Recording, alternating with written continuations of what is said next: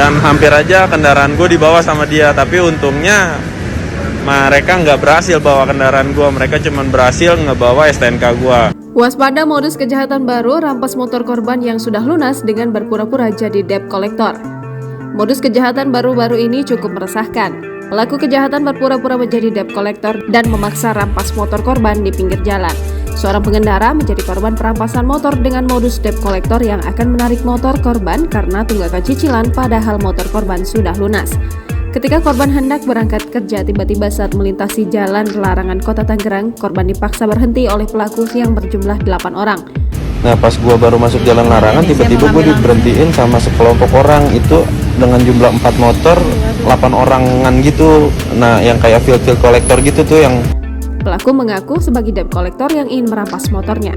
Pelaku langsung menyebutkan nomor plat dan nama di STNK motor tersebut yang membuat korban awalnya percaya.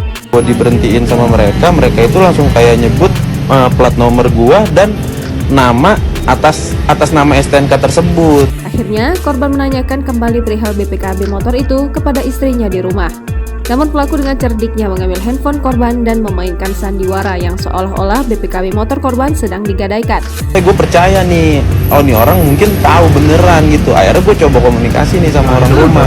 Bener gak sih BPKB-nya lagi di sekolahin? Ternyata ngomong sama orang rumah dan ternyata mereka itu nggak ngomong panjang, mereka itu cuma ngomong beberapa kata terus HP gue di airplane, tapi mereka terus bercakap tuh, maksudnya terus ngomong. Setelah itu, pelaku yang mengaku debt collector ini ingin merampas dan membawa kendaraan korban. Beruntung dalam kejadian ini, korban jeli sehingga motor gagal dibawa pelaku. Hanya STNK motor korban saja yang dibawa oleh pelaku.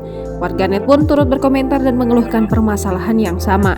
Warganet berharap modus kejahatan baru seperti ini tidak terulang dan pelaku cepat ditangkap.